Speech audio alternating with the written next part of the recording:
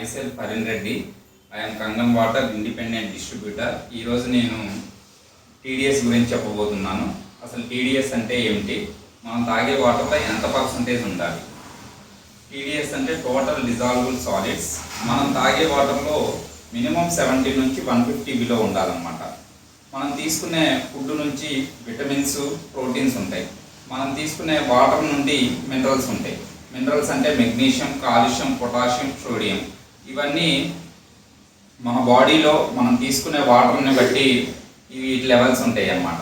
ఇప్పుడు మనం తీసుకునే వాటర్లో మినరల్స్ తక్కువగా ఉంటే బ్లడ్ అనేది, మన బాడీలో ఉండే బ్లడ్ అనేది బోన్ నుంచి, టీత్ నుంచి మినరల్స్ తీసుకుంటుంది. దానివల్ల ఏమవుతుందంటే బోన్ వీక్ అవుతుంది అన్నమాట. ఇప్పుడు ఇది నేను డ్రింక్ చేసే వాటరు, ఇది TDS మిషన్ అన్నమాట. ఈ మిషన్ ఆన్ చేసుకొని నేను తాగే వాటర్లో ఎంత TDS ఉందో చూద్దాం.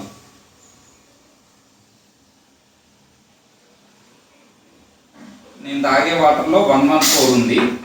ఇది మనం కంగన్ వాటర్కి ఇస్తే 10 to 20% ఎక్కువగా ఉండొచ్చు. మనం డైరెక్ట్గా RO వాటర్ నుంచి కంగన్కి ఇస్తాం కాబట్టి ఒక 10 to 20% ఎక్కువ ఉండవచ్చు. ఇది పూర్తిగా alkaline water, antioxidants water, micro cluster అన్నమాట. Oxygen rich water.